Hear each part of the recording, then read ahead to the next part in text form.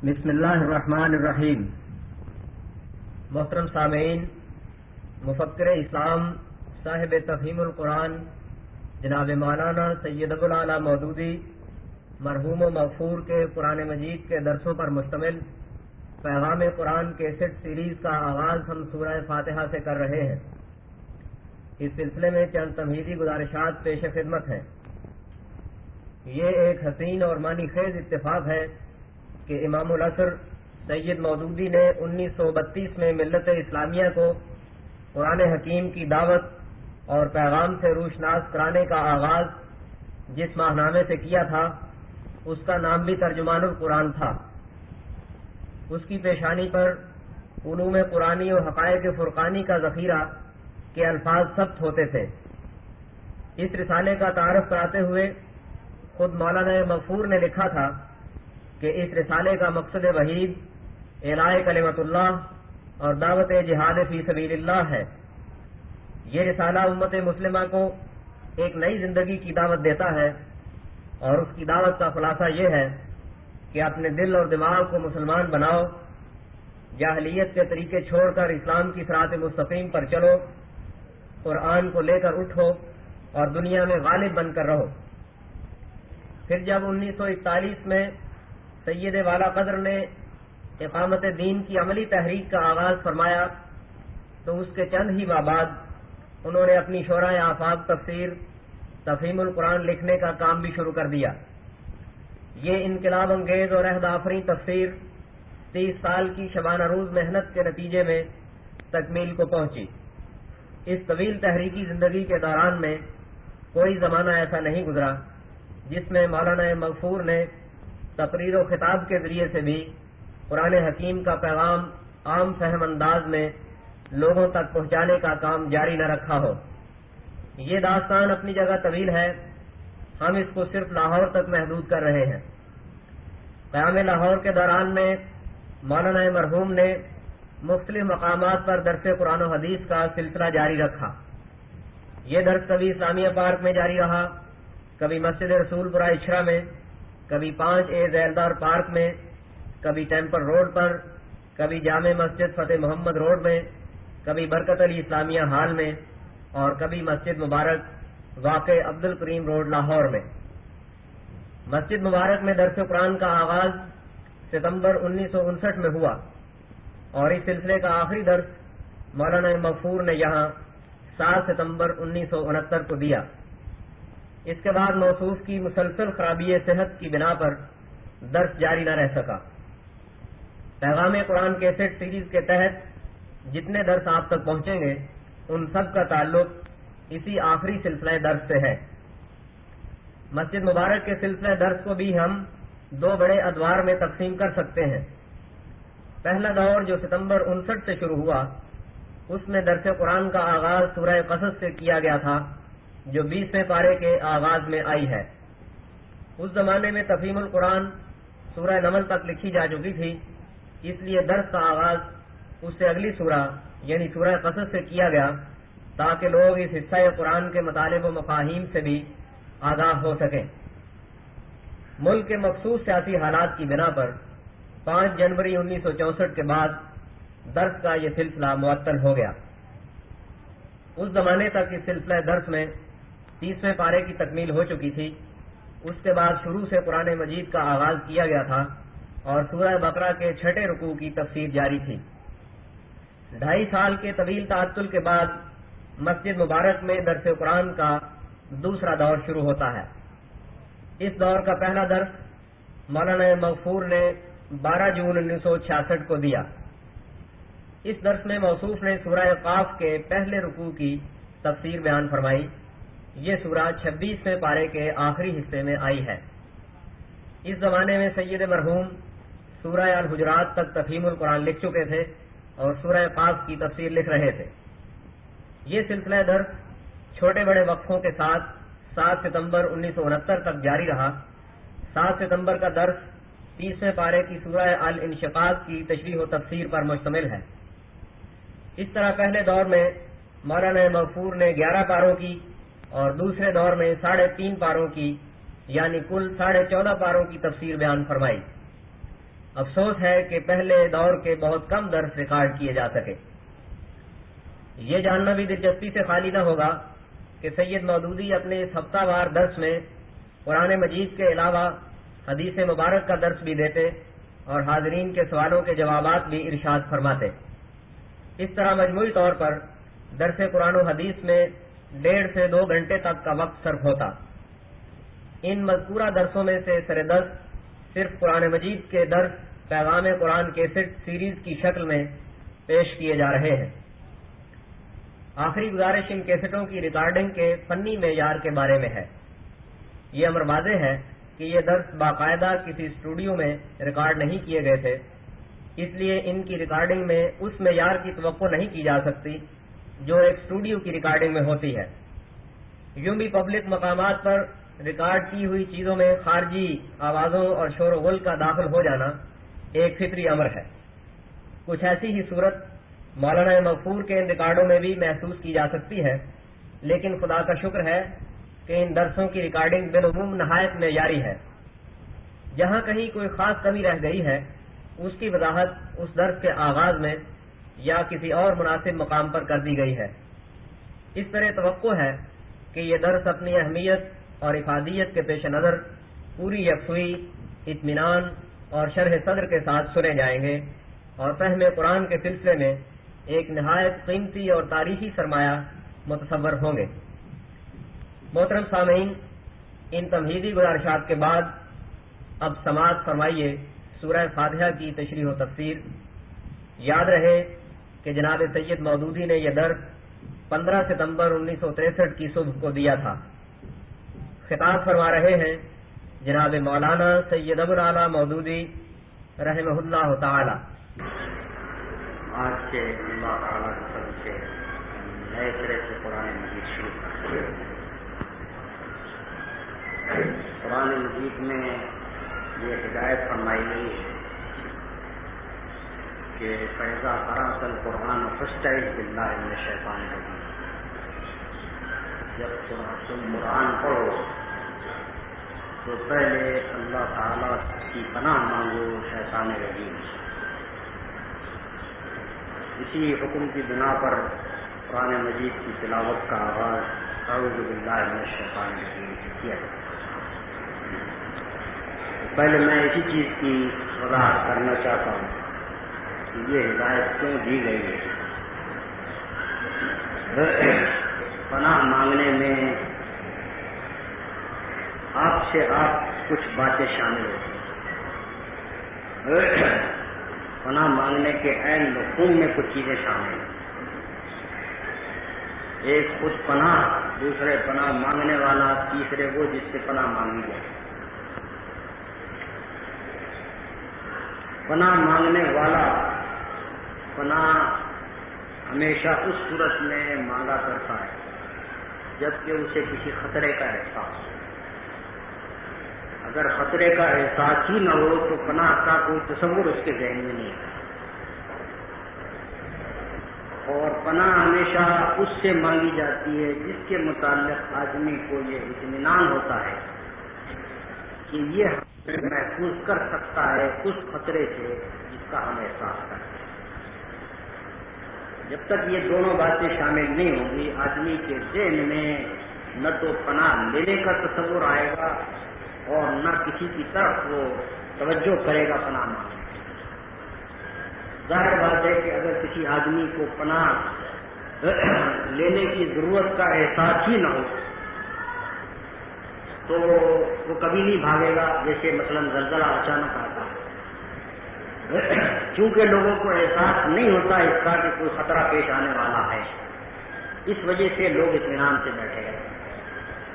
اگر 1 منٹ پہلے بھی انہیں یہ معلوم ہو جائے کہ زلزلہ آنے والا ہے اور ہمارے مکان کے گر جانے کا خطرہ ہے، آپ کھڑے ہیں، تو بے خبری کی وجہ سے آدمی خطرے میں مبتلا ہو سکتا ہے۔ لیکن اگر خطرے کا احساس ہو جائے، یہ معلوم ہو جائے کہ مثلا شیر آ رہا ہے، یہ معلوم ہو جائے کہ مکان گرنے والا ہے، یہ معلوم ہو جائے کہ آگ لگنے والی ہے، تو آدمی فوراً ہوشیار ہوتا ہے اور اب وہ پناہ لینے کی ضرورت محسوس کرتا ہے۔ اسی طرح سے اگر آدمی کو یہ اطمینان نہ ہو کہ جس کے فلاں جگہ مجھے تحفظ حاصل ہوگا، تو اطمینان کے ساتھ اس جگہ کی طرف رخ نہیں کر سکتا۔ اگر ایک آدمی مثلا خطرہ محسوس کرتا ہے لیکن اسے جائے پناہ نہیں معلوم، آپ دیکھیں گے کہ ڈونڈاتا پھرے گا، گھبرایا چاروں طرف پھرے گا، چونکہ اس کو یہ اطمینان نہیں ہے کہ فلاں جگہ ہے کہ جہاں مجھے پناہ نصیب ہو۔ اطمینان کے ساتھ کسی ایک ہی طرف رخ اسی صورت میں آدمی کیا کرتا ہے جب سے اس کو پورا یقین ہو کہ فلاں جگہ ہے جہاں مجھے پناہ ملے۔ اب دیکھیے، جو قرآن مجید پڑھنے سے پہلے جو ہدایت فرمائی گئی کہ جب تم قرآن پڑھو تو اللہ کی پناہ مانگو شیطان رجیم سے، اس کے معنی یہ ہوئے کہ اللہ تعالیٰ ہم کو یہ احساس دلانا چاہتا ہے کہ شیطان رجیم ایک خطرہ عظیم ہے انسان۔ کیوں؟ اس وجہ سے کہ اول روز پیدائش سے جب کہ اللہ تعالیٰ نے انسان کو پیدا کیا، اسی وقت سے وہ یہ اس بات کے اوپر خار کھائے بیٹھا ہے کہ جس خلافت کے منصب پر اللہ تعالیٰ نے انسان کو معمور کیا، اس خلافت کے منصب کا میں اس کو نااہل ثابت کروں گا۔ میں یہ ثابت کروں گا کہ یہ اس قابل نہیں تھا کہ اس کو خلافت سونپی جاتی، اور میں یہ ثابت کروں گا کہ یہ اللہ تعالیٰ کی نافرمانی کرے گا اور فساد برپا کرے گا اور وہ خرابیاں لائے گا جو خلافت کے منصب کے لیے موزوں نہیں۔ یہ قرآن مجید اس حقیقت کو بیان کرتا ہے، اور وہ اس حقیقت کو بیان کرتا ہے کہ تمہارا ازلی دشمن شیطان ہے جو اس بات کے پیچھے پڑا ہوا ہے کہ تم کو اللہ کے راستے سے بھٹکائے، تمہارے دلوں میں وسوسے ڈالے، تم کو دنیا پر فریفتہ کرے، تمہیں آخرت کو بھلائے، حتیٰ کہ خود اللہ تعالیٰ کے وجود میں تمہارے دلوں میں شک ڈالے، ہر ممکن طریقے سے وہ تم کو بہکانے پر تلا۔ اب جیسا کہ میں نے آپ کو بتایا کہ زلزلہ مثلا اچانک آتا ہے، آدمی کو ہی معلوم نہیں ہوتا کہ کہاں زمین کے اندر وہ مواد پک رہا ہے جو زلزلہ لائے، تو بے خبر آدمی خطرے میں مبتلا ہو جاتا ہے۔ اگر خبردار اس کو کر دیا جائے کہ یہ زلزلہ آنے والا ہے اور آدمی محسوس کر لے کہ یہ میرے لیے خطرناک ہے، تو اس صورت میں آدمی پناہ لینے کی کوشش کرے گا، بچنے کی کوشش۔ قرآن مجید وہ کام کرتا ہے کہ وہ خبردار کر دیتا ہے آدمی کو کہ تمہارے لیے شیطان ایک خطرہ ہے، کہ جو اس بات کے لیے تلا ہوا ہے کہ تم قرآن مجید کو نہ سمجھو اور کوشش کرتا ہے کہ تم الٹا سمجھو، کوشش کرتا ہے تمہارے دلوں میں شکوک ڈالنے کی، کوشش کرتا ہے تمہیں راہ ہدایت سے بھٹکانے کی۔ یہ آخری چیز ہے جو اللہ تعالیٰ نے انسان کی ہدایت کے لیے کی ہے، لیکن شیطان کی کوشش یہ ہے کہ یہیں سے آدمی ہدایت نہ پائے، اور اگر یہاں سے اس نے ہدایت نہ پائی تو پھر دنیا میں اور کہیں کوئی ہدایت وہ پا نہیں سکتا۔ اس وجہ سے چونکہ یہی ایک منبع ہدایت ہے، یہی سرچشمہ رہنمائی کا، اور شیطان اس بات کے اوپر تلا ہوا ہے کہ تم یہاں سے ہدایت نہ پانے پاؤ، اس وجہ سے تم کو اس خطرے کو محسوس کرنا چاہیے۔ جب قرآن پڑھنے بیٹھو تو اس خطرے کو محسوس کرو کہ شیطان مجھے بہکا۔ دیکھیے، قرآن مجید میں بکثرت وہ باتیں بیان کی گئی ہیں کہ جو بہت سے انسانی نظریات کے خلاف چلتی ہیں، بہت سی وہ باتیں بیان کی گئی ہیں جو انسان کی خواہشات نفس کے خلاف چلتی ہیں، بہت سی وہ باتیں بیان کی گئی ہیں جو انسانوں میں جو مختلف قسم کے اوہام اور رسوم اور عادات رائج ہیں ان کے خلاف پڑتی ہیں۔ پھر بہت سی وہ چیزیں ہیں کہ جو متشابہات کے قبیل سے ہیں، جن میں اس بات کا امکان ہے کہ آدمی اگر غلط معنی لے بیٹھے تو بالکل کفر میں مبتلا ہو جائے۔ مثلا قرآن مجید اللہ تعالیٰ کے ہاتھ کا ذکر کرتا ہے، اللہ تعالیٰ کی آنکھوں کا ذکر کرتا ہے، اللہ تعالیٰ کے عرش پر مستوی ہونے کا ذکر کرتا ہے۔ اس طرح کی بہت سی چیزیں ہیں کہ جو قرآن مجید میں بیان کی گئی ہیں، اگر آدمی ان کو غلط معنی میں لے بیٹھے تو کفر میں مبتلا ہو سکتا ہے۔ اسے خدا کی پناہ مانگتا ہوں، بلکہ فی الواقع آپ کے اندر احساس ہونا چاہیے کہ شیطان رجیم ایک خطرہ ہے، اور دوسرے یہ کہ اللہ کی پناہ جب مانگنے جائیں تو اپنی طرف سے وہ کام نہ کریں کہ جس کی وجہ سے آپ اللہ کی پناہ سے محروم ہیں۔ جو مثلا یہ کہ آدمی زبان سے کہہ رہا ہے کہ اعوذ باللہ من الشیطان الرجیم، لیکن اپنے وہ تصورات جو اس کے دماغ میں بیٹھے ہوئے وہ ان کو نہیں نکالتا ہے، اپنے جو نظریات آئے ہیں ان کے اوپر جمع ہوا ہے، کوشش یہ کر رہا ہے کہ قرآن اس کے مطابق ہی ملے، اس کے معنی یہ ہے کہ اس کو حقیقت میں نہ خطرہ لاحق، وہ خطرے کا احساس ہوا ہے، نہ وہ اللہ کی پناہ فی الواقع مانگ رہا ہے۔ اللہ کی پناہ مانگنے کے لیے ضروری ہے کہ اپنے ذہن کو دوسرے تصورات سے خالی کر لیں اور اس ارادے سے بیٹھیے کہ یہاں سے ہدایت پاؤں، اس کے بعد اللہ کی پناہ آپ کو نصیب ہو۔ اور جس وقت آپ کے دل میں کوئی احساس پیدا ہو، آپ محسوس کر جائیں اس بات کو کہ کوئی وسوسہ آ رہا ہے، کوئی شک آ رہا ہے، تو پھر کام جائیے اور اللہ کی پناہ، تب جا کر یہ نسخہ کارگر ہو سکتا ہے۔ یہ حقیقت میں کوئی تعویذ نہیں ہے یا کوئی عملیات کی قسم کی چیز نہیں ہے کہ زبان سے نکالتے ہی اس کے بعد پھر وہ حصار ہو گیا آپ کے گرد اور اب شیطان نہیں آ سکتا، یہ بات ہے۔ اس کے معنی ہے کہ اللہ تعالیٰ نے قرآن مجید میں ہم کو یہ ہدایت کی ہے کہ میری کتاب کو پڑھتے ہوئے چوکنے رہو، بالکل ہوشیار۔ بسم اللہ الرحمن الرحیم، قرآن مجید کی ہر صورت سوائے سورہ توبہ کو کسی بسم اللہ الرحمن الرحیم سے شروع ہوتی ہے۔ سورہ توبہ میں اس کو اس لیے درج نہیں کیا گیا کہ نبی صلی اللہ علیہ وسلم کے زمانے میں قرآن مجید جو لکھا گیا تھا تو اس میں سورہ توبہ کے اوپر بسم اللہ لکھی ہوئی نہیں پائی گئی۔ حضرت ابو بکر کے زمانے میں جو قرآن مجید مرتب کیا گیا تو وہ جو نبی صلی اللہ علیہ وسلم نے قرآن مجید کی صورتیں لکھوا کر ایک تھیلے میں رکھ چھوڑی تھی، اس تھیلے کو نکالا گیا اور نکال کر تمام صورتیں ترتیب کے ساتھ جیسے حضور نے بتائی تھی وہ رکھ کر ان کی نقل شروع کی گئی۔ تو چونکہ حضور کی لکھوائی ہوئی صورت کے اوپر سورہ توبہ کے اوپر بسم اللہ نہیں تھی، اس وجہ سے صحابہ کرام نے بھی اس سے درج نہیں کیا۔ باقی کوئی صورت قرآن مجید کی ایسی نہیں ہے جس کا آغاز بسم اللہ الرحمن الرحیم نہ ہو۔ بسم اللہ الرحمن الرحیم کے معنی ہے کہ اللہ کے نام کے ساتھ جو رحمان اور رحیم۔ اب دیکھیے فرشتہ جب آ کر بسم اللہ الرحمن الرحیم کہہ کر نبی صلی اللہ علیہ وسلم کی کوئی صورت پیش کرے گا تو اس کے معنی یہ ہوں گے کہ میں اپنی طرف سے نہیں پیش کر رہا ہوں، اللہ کے نام سے پیش کر رہا ہوں، یعنی وہاں اس کے معنی یہ ہو۔ نبی صلی اللہ علیہ وسلم جب پیش کریں گے تو لام والا اس کا مطلب یہی ہوگا کہ میں اپنی طرف سے نہیں پیش کر رہا ہوں، اللہ کی طرف سے۔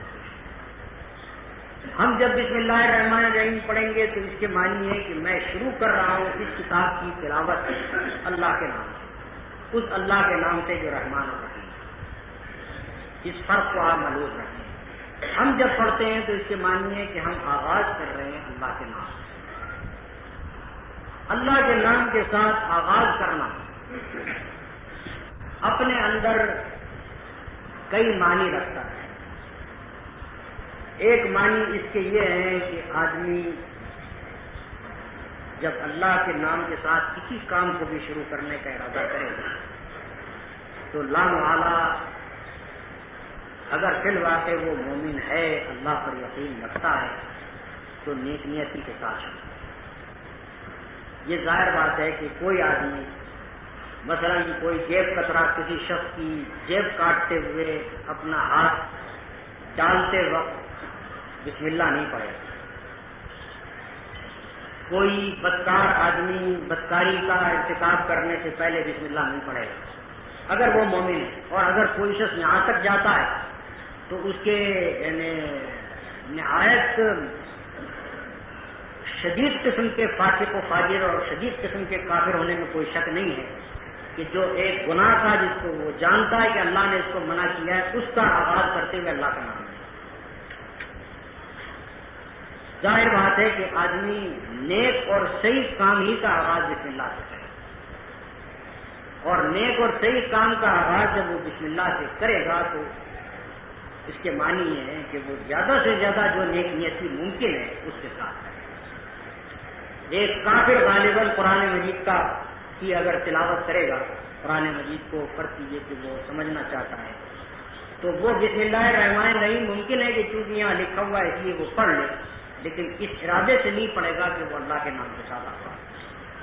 یہ صرف ایک مومن ہی کر سکتا ہے جو ایمان رکھنے والا ہو کہ وہ اللہ کے نام کے ساتھ اس کا آغاز کرے، اور اللہ کے نام کے ساتھ آغاز کرنا بجائے خود اس بات کی دلیل ہے کہ وہ نیک نیتی کے ساتھ آغاز کرے، اللہ یہ کہ آدمی سمجھتا ہی نہ ہو کہ میں بسم اللہ کیوں کہہ رہا ہوں۔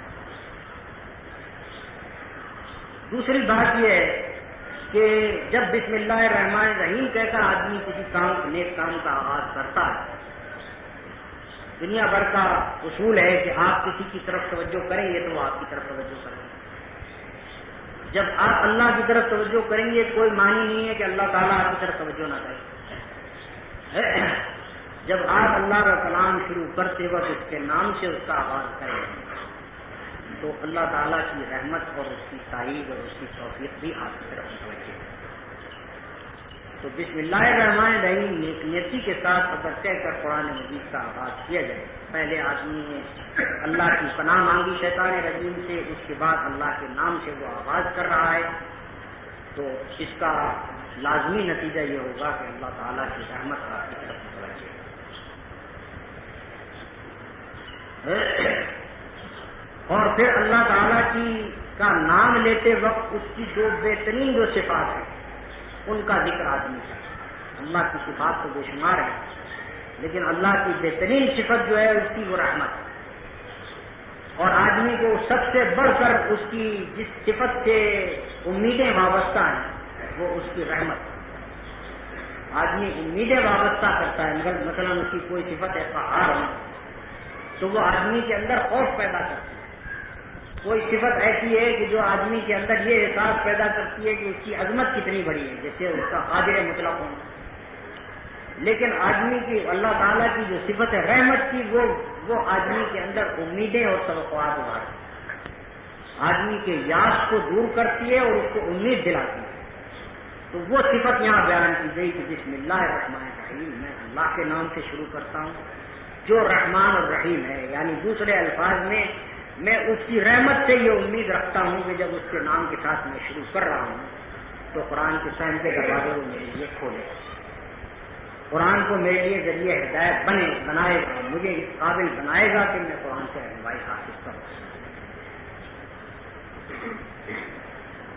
الحمد للہ رب العالمین الرحمن الرحیم مالک یوم الدین ایاک نعبد و ایاک نستعین اهدنا الصراط المستقیم صراط الذین انعمت علیہم غیر المغضوب علیہم۔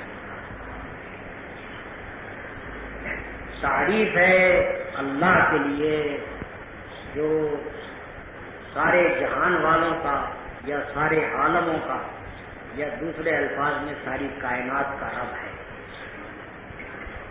رحمان اور رحیم ہے، یوم الدین کا یعنی یوم الجزا کا مالک۔ ایاک نعبد و ایاک نستعین، تیری ہی ہم عبادت کرتے ہیں اور تجھی سے ہم مدد چاہتے ہیں۔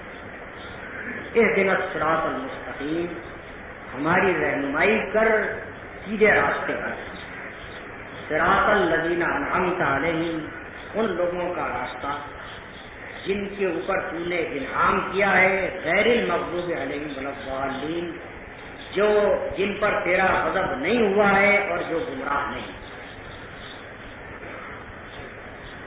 یہ سب سے پہلی صورت ہے قرآن مجید،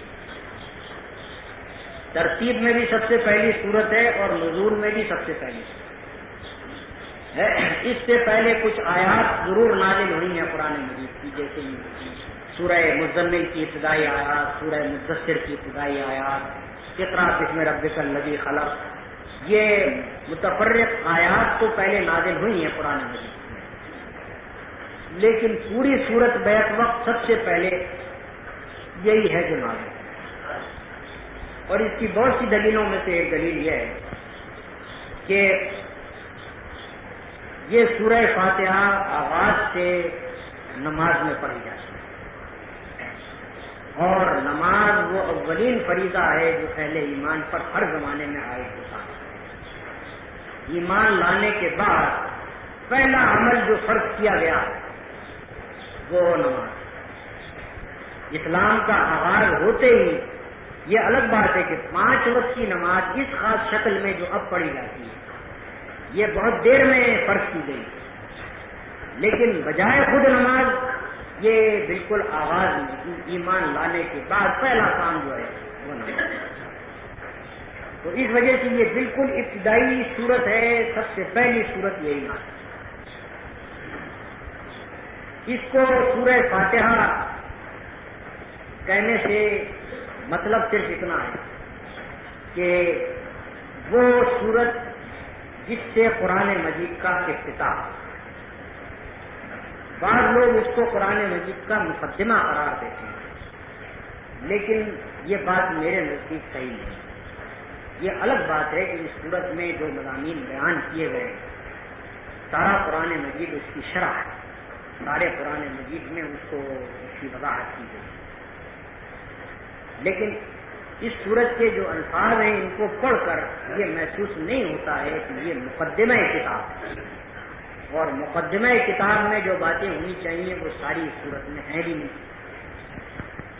دراصل یہ ایک دعا ہے کہ جو انسان کو سکھائی گئی ہے تاکہ وہ اپنی نماز کی ابتدا بھی اس سے کرے اور قرآن مجید کی تلاوت کا آغاز بھی اس سے۔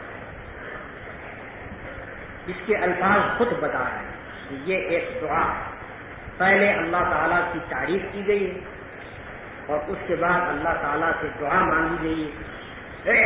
تعریف کی گئی ہے، اس کے بعد اللہ تعالیٰ سے عرض کیا گیا ہے کہ ہم آپ ہی کی بندگی کرتے ہیں اور آپ ہی سے مدد چاہتے ہیں، اور اس کے بعد وہ بات بیان کی گئی جس کے لیے مدد کی درکار ہے، یعنی ہماری رہنمائی کریں۔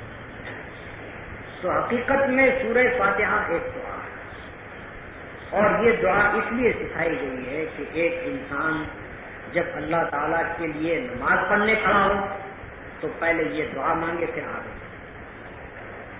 اور جب قرآن مجید کا آغاز کرے تو پہلے یہ دعا مانگے اور اس کے بعد پھر اس کا مطالعہ کرے۔ یہ دعا جیسا کہ میں نے تفہیم القرآن میں بھی لکھا ہے، قرآن مجید پورا کا پورا در حقیقت اس دعا کا جواب، یعنی بندہ دعا مانگتا ہے کہ میری رہنمائی کر، مجھے سیدھا راستہ دکھا، اور خدا کی طرف سے یہ پوری کتاب دی جاتی ہے کہ یہ ہے تیرے لیے رہنمائی، یہ ہدایت ہے جو ہم تجھے دے رہے ہیں۔ قرآن مجید میں مختلف انداز بیان اختیار کیے گئے ہیں، اس بات کو بھی آپ معلوم رکھیے، بہت سے لوگ اس بات میں الجھن میں پڑتے ہیں۔ قرآن مجید میں کسی جگہ اللہ تعالیٰ خود متکلم کی حیثیت سے بولتا ہے، جیسے کہ میں یہ کہتا ہوں اور میں یہ کرتا ہوں اور میں اس سے مراد ہوں۔ ایک طرز بیان قرآن کا یہ ہے۔ دوسرا طرز بیان قرآن مجید کا یہ ہے کہ وہ نبی صلی اللہ علیہ وسلم کو ہدایت کرتا ہے کہ تم یوں کہو۔ کہیں قل کے ساتھ کہا جاتا ہے کہ اے نبی یوں کہو، اور کبھی بغیر قل کے بھی کہہ دیا جاتا ہے کہ یوں کہو۔ گویا کہ بظاہر متکلم نبی صلی اللہ علیہ وسلم ہوتے ہیں، اصل میں کلام اللہ تعالیٰ ہوتا ہے۔ تیسرا ایک انداز بیان قرآن مجید میں یہ ہے کہ اہل ایمان بول رہے ہیں، الفاظ اللہ تعالیٰ دے رہا ہے، ہدایت اللہ تعالیٰ دے رہا ہے، لیکن بولنے والے اہل ایمان ہیں، یعنی متکلم کی حیثیت سے اہل ایمان بولتے ہیں، اور وہ ہے دراصل اللہ تعالیٰ کی طرف سے تلقین کہ تم یوں کہو۔ اب یہاں یہ نہیں فرمایا کہ قولوا الحمدللہ، اے اہل ایمان تم یوں کہو کہ الحمدللہ، بلکہ صرف الحمدللہ رب العالمین الرحمن الرحیم مالک یوم الدین ایاک نعبد و ایاک۔ اب یہ ایاک نعبد و ایاک نستعین اور اہدنا الصراط المستقیم یہ کہنے والے ہم ہیں، لیکن اللہ ہمیں سکھا رہا ہے کہ تم یوں کہو۔ یہ نہیں کہا کہ تم یوں کہو، لیکن وہ انداز کلام خود بتا۔ یہ نہیں کہا کہ تم یوں کہو، لیکن وہ انداز کلام خود بتا۔ تو بعض اوقات آدمی اس بات کی الجھن میں پڑتا ہے کہ یہ کلام تو اللہ تعالیٰ کے کا ہے، مگر بیان اس طرح کیا گیا کہ جیسے ہم بول رہے ہیں۔ تو یہ الجھن ان لوگوں کو پیش آتی ہے جو قرآن مجید کو نہیں سمجھتے اور جو انسپریشن کے مفہوم کو نہیں جانتے۔ انسپائرڈ کلام جو ہوتا ہے اس کی نوعیت بتا اوقات ایسی ہوتی ہے کہ بولنے والا میں ہوں، لیکن کوئی انسپریشن ہو رہا ہے جو مجھ سے بلوا رہا ہے۔ اس نزاکت کو آپ نگاہ میں رکھیے، اور بہت سے لوگوں میں جو یہ سوال پیدا ہوتا ہے وہ ان کو آپ یہ حقیقت سمجھا سکتے ہیں۔ فرمایا کہ الحمدللہ رب العالمین، حمد ہے اللہ رب العالمین۔ حمد کا لفظ تعریف اور شکر دونوں کے معنی میں استعمال ہوتا ہے، لیکن اصل معنی اس کے تعریف ہے۔ شکر کے معنی ضمناً پیدا ہوتے ہیں۔ جب ایک آدمی کسی کا احسان مند ہوتا ہے تو اس کی تعریف کرتا ہے، اس وجہ سے شکر کا مفہوم اس کے اندر آپ سے آ جاتا ہے۔ اسی لیے بسا اوقات جب کوئی آپ سے پوچھتا ہے کہ مزاج کیسا ہے، آپ کہتے ہیں الحمدللہ، تو وہ الحمدللہ شکر کے معنی میں ہوتا ہے۔ کھانا کھا کے آپ اٹھتے ہیں، آپ کہتے ہیں الحمدللہ، پانی پیتے ہیں، آپ کہتے ہیں الحمدللہ، یہ سارا الحمدللہ جو ہے یہ شکر کے معنی ہے۔ لیکن یہ اس کی بنا کیا ہے؟ اس کی بنا یہ ہے کہ آدمی جب کسی کا شکر گزار ہوتا ہے اور دل میں اپنے احسان مندی محسوس کرتا ہے تو وہ اس کی تعریف کرتا ہے، اور اس تعریف کی جو کا اصل جو محرک ہوتا ہے وہ شکر کا جذبہ ہوتا ہے۔ بہت سے لوگ آپ دیکھیں گے کسی شخص نے اگر ان کے اوپر بہت ایسا بڑا احسان کیا ہے، وہ کہیں گے کہ جی اس کا کیا کہنا ہے، وہ تو بڑا سخی آدمی ہے، بڑا فیاض آدمی ہے، بڑا ہمدرد آدمی ہے۔ اب یہ ساری باتیں جو وہ کہہ رہا ہے تو وہ ظاہر میں تعریف کر رہا ہے، مگر حقیقت میں اظہار شکر کر رہا ہے، محرک اس کا شکر ہوگا۔ لیکن بنا جو اصل ہے وہ حمد کی وہ تعریف، اور تعریف دو طرح سے ہوا کرتی ہے۔ ایک بجائے خود کسی کے کمال کی تعریف ہوتی ہے، اور ایک کسی کے ایسے کمال کی تعریف ہوتی ہے جو ہمارے لیے نافع ہے۔ مثلا یہ کہ ایک پھول کو آپ دیکھتے ہیں، اس کے حسن کی آپ تعریف کرتے ہیں، قطع نظر اس کے کہ وہ آپ کے لیے نافع ہے، یعنی بجائے خود وہ پھول اتنا حسین ہے کہ آپ اس کی تعریف کر رہے ہیں، وہ اس تعریف کا مستحق ہے۔ ایک دوا کی آپ تعریف کرتے ہیں، یہ تعریف اس بنا پر ہے کہ اس کے خواص جو ہیں وہ آپ کے لیے نافع ہے۔ اللہ تعالیٰ کی جو تعریف ہے وہ ان دونوں وجوہ سے، اس وجہ سے بھی ہے کہ وہ بجائے خود کامل ہے، بجائے خود تمام کمالات کا اور ساری خوبیوں کا مجموعہ۔ اس بنا پر بھی ہے کہ دنیا میں جو چیز بھی قابل تعریف ہے، اس کے اندر جو صفت بھی پیدا ہوئی ہے تعریف کی، وہ اللہ کے پیدا کرنے سے ہوئی ہے، تو وہ منبع کمالات بھی ہے، سرچشمہ کمالات بھی ہے۔ تمام خوبیوں کی ابتدا اسی کی ذات سے ہوتی ہے، اور تمام خوبیاں اسی کی پیدا کرتا ہے۔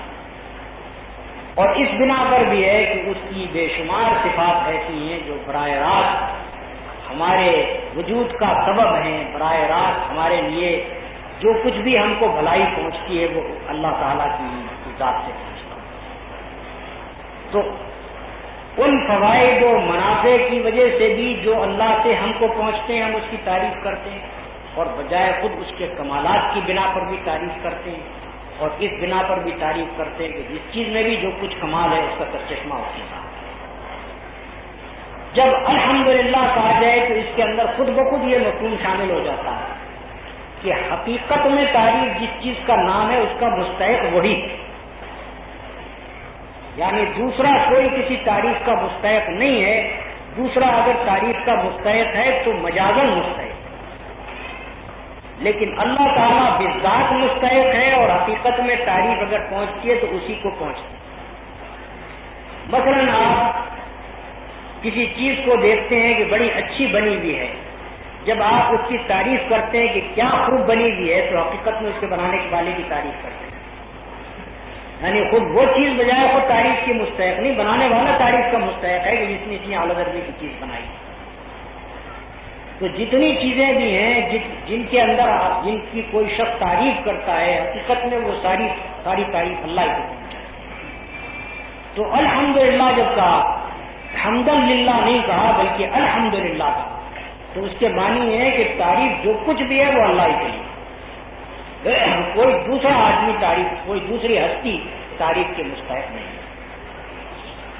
یہ چیز، یہ پہلا ہی فقرہ، یہ جہاں سے آغاز ہو رہا ہے یہ قرآن مجید کا، یہ پہلا ہی فقرہ شرک کی جڑ کاٹ ہے۔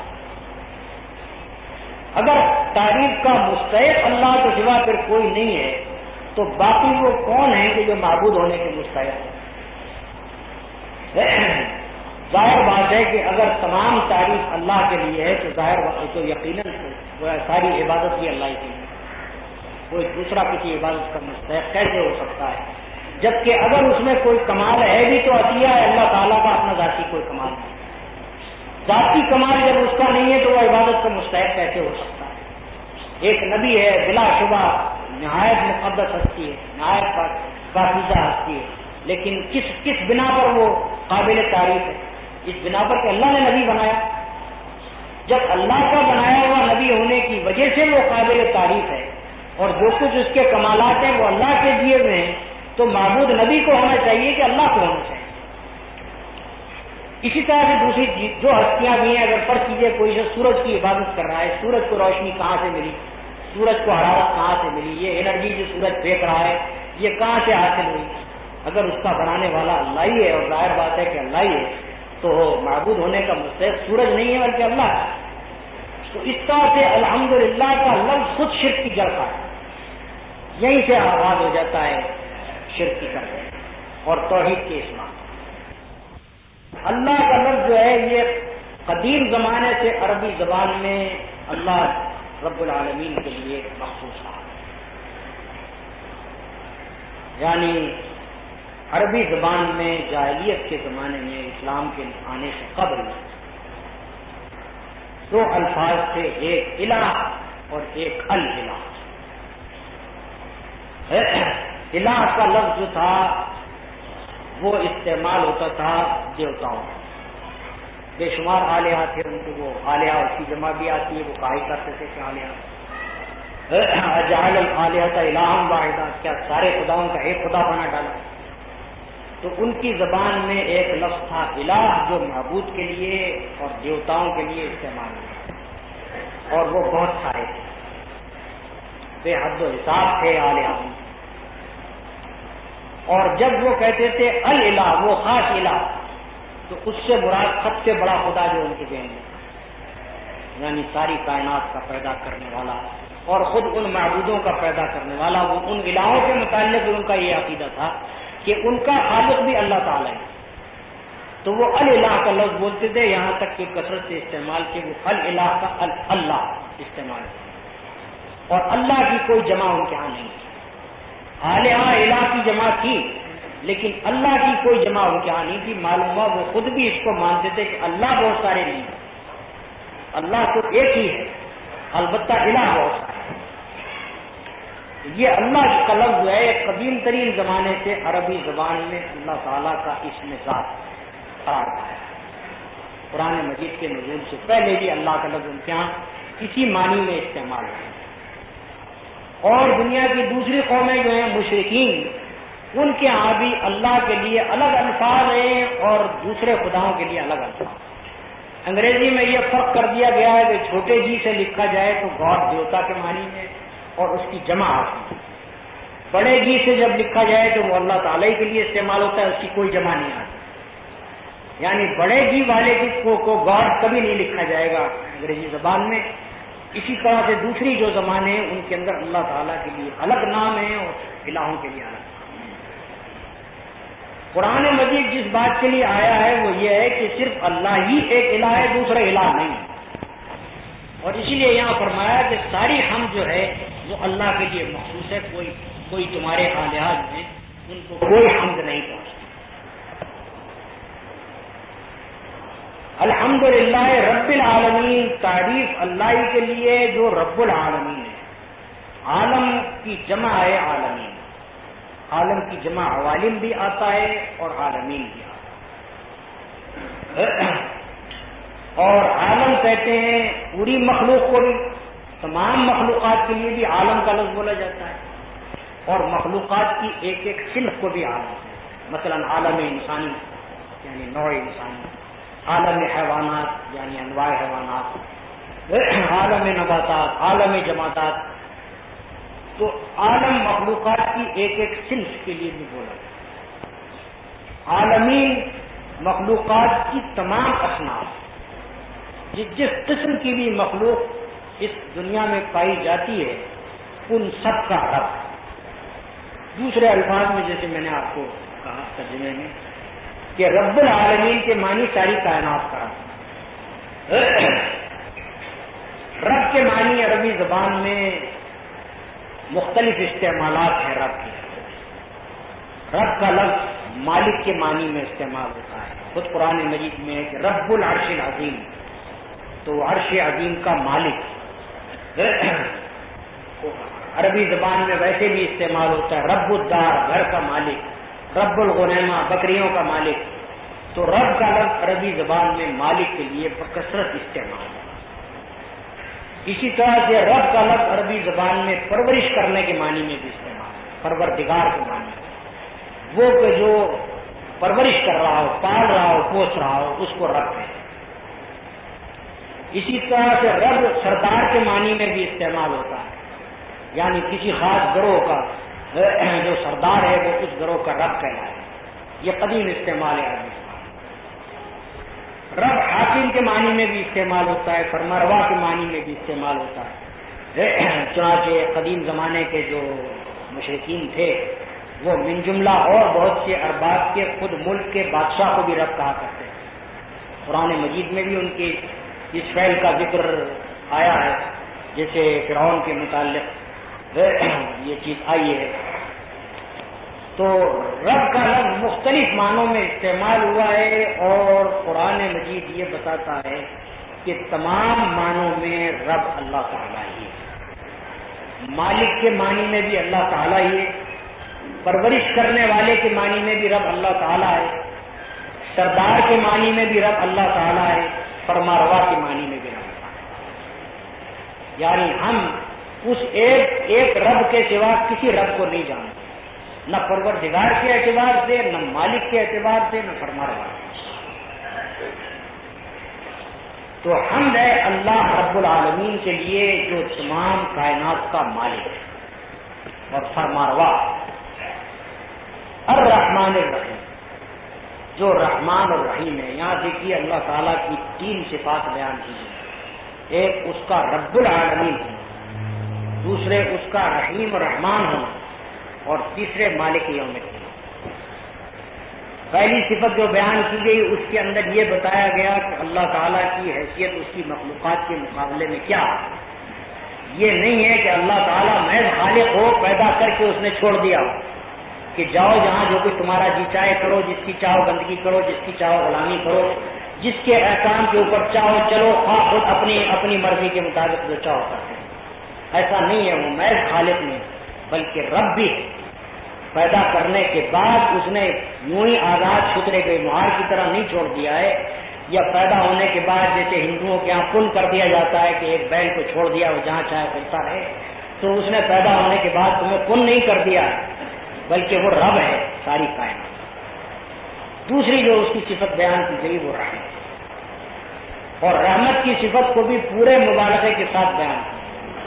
رحمان اور رحیم. رحمان کا لفظ عربی زبان میں قدیم زمانے سے اللہ تعالیٰ کے لیے استعمال ہوتا ہے. بعض لوگ یہ سمجھتے ہیں کہ رحمان قرآن مجید نے بتایا کہ اللہ تعالیٰ کا نام ہے، اور اس سے پہلے یہ استعمال نہیں ہوتا تھا. لیکن اب موجودہ زمانے میں یمن میں جو کتبات ملے ہیں ان سے صاف معلوم ہوتا ہے کہ رحمان کے پرستاروں کا ایک گروہ نبی صلی اللہ علیہ وسلم سے 700-800 برس پہلے بھی وہاں پایا گیا، جو کہتے تھے کہ ہم عباد الرحمان ہیں، صرف رحمان کی بندگی کرتے ہیں، ہم کسی اور کی بندگی کرنے کے لیے تیار ہیں. تو یہ عربی زبان میں قدیم لفظ ہے اللہ تعالیٰ کے لیے رحمان.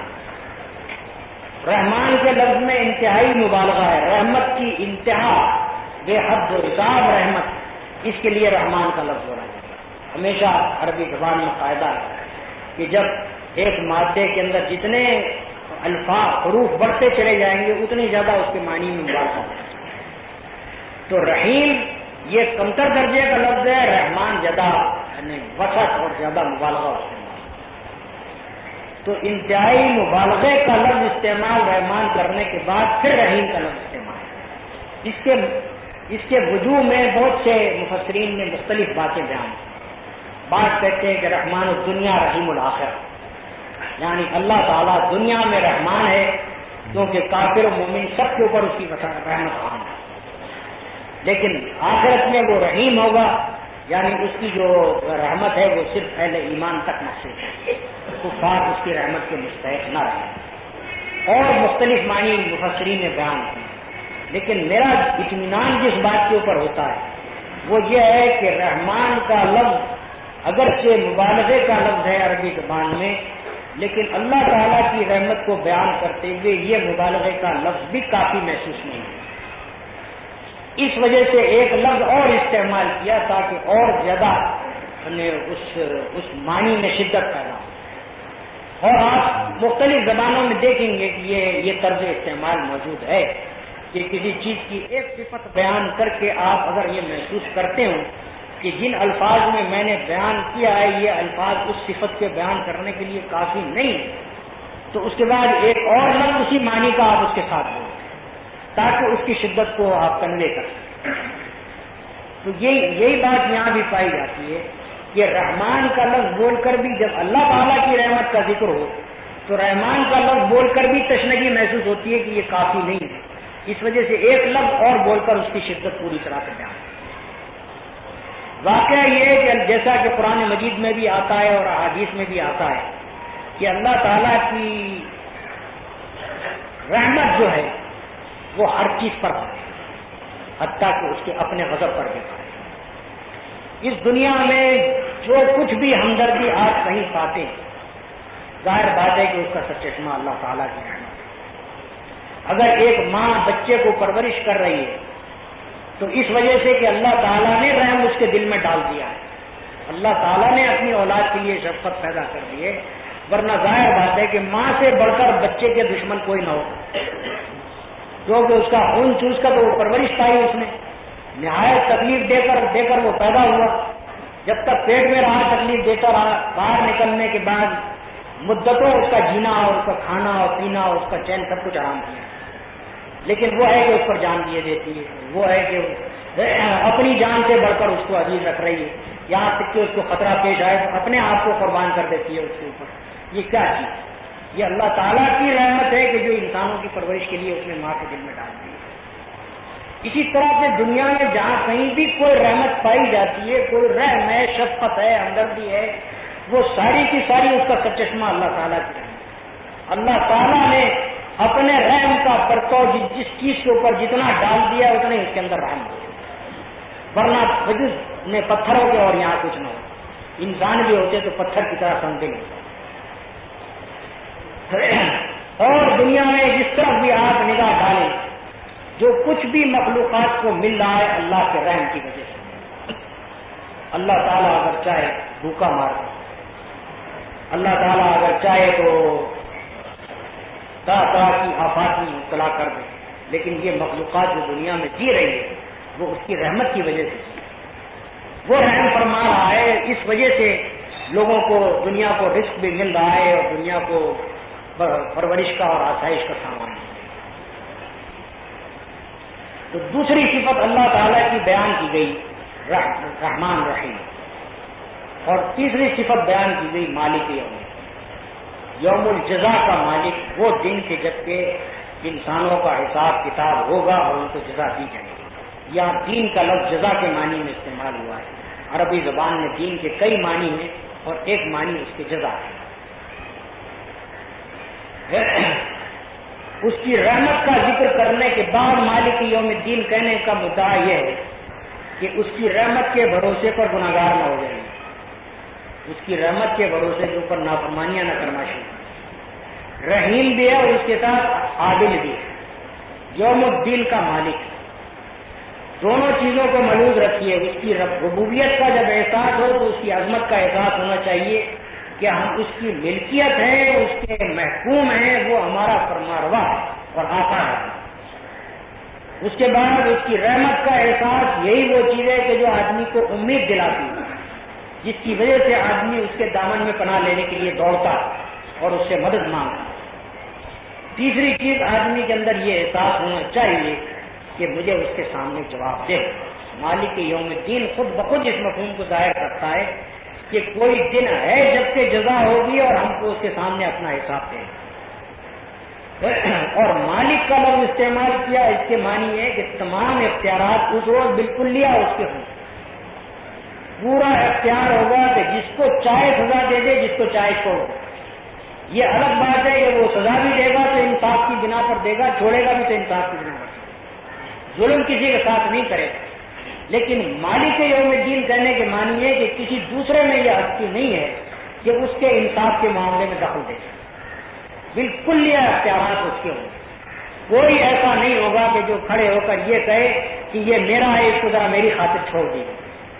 کسی کی خاطر چھوڑ دینے کا کوئی خیال نہیں۔ اللہ تعالیٰ رحم فرمائے تو چھوڑ دے گا، اور نہیں اگر سزا دینا چاہے دنیا کی کوئی طاقت بچا نہیں۔ تو اللہ تعالیٰ نے یہ احساس دلایا ہے کہ میں تمہارا مالک و فرما روا ہوں، یہ احساس دلایا ہے کہ میں رحیم ہوں، جو کچھ تم کو مل رہا ہے میری رحمت کی وجہ سے مل رہا ہے، اور یہ احساس دلایا کہ تم میرے سامنے جواب دہ ہو، اور اس دن میرے سامنے تم کو جواب دہی کرنی ہے جس دن کے تمام اختیارات میرے ہیں۔ جیسے کہ قرآن مجید فرمایا کہ والامر یومئذ للہ، اس وقت فیصلہ بالکل اللہ کے ہاتھ میں ہوگا، کسی دوسرے کا کوئی دخل اس کے اندر نہیں۔ اس کے ساتھ درس قرآن ختم ہوتا ہے۔ اب آپ مولانا مغفور کی زبانی بعض سوالوں کے جواب سماعت فرمائیں گے۔ واضح رہے کہ درس کے بعد دریافت کیے جانے والے سوالات بعض اوقات تو درس قرآن و حدیث سے متعلق ہوتے تھے اور بعض اوقات عام علمی نوعیت کے ہوتے تھے۔ مولانا مرحوم ہر قسم کے سوالوں کے جواب ارشاد فرماتے۔ خطاب فرماتے ہیں جناب سید مودودی رحمت اللہ علیہ۔ یہ پچھلی مرتبہ جو اعوذ برب الناس کی تفسیر میں نے بتایا تھا جادو کے اثر کے متعلق، تو ایک صاحب نے اس کے بارے میں پوچھا ہے کہ آدمی اگر سحر اور جادو کے زیر اثر مر جائے تو کیا وہ شہید ہوگا؟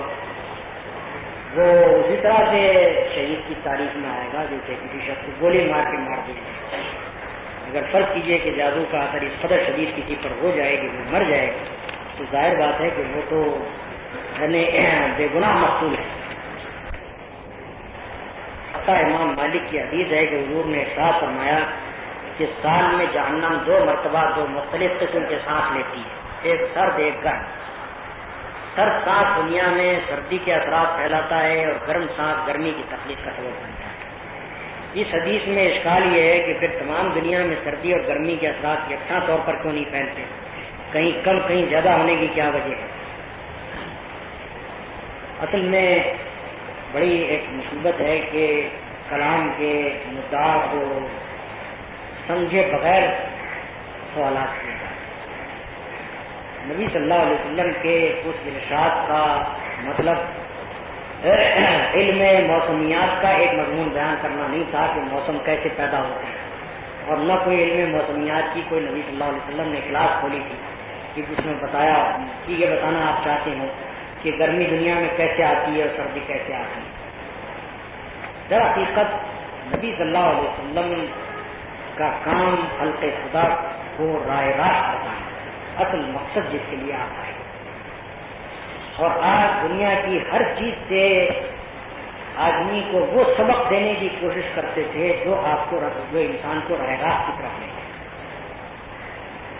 گرمی اگر آئے نبی صلی اللہ علیہ وسلم اس وقت یہ احساس دلاتے تھے کہ ذرا اس گرمی کو دیکھو، پھر جہنم کا تصور کرو کہ جہنم میں کیا حال ہوگا تمہارا۔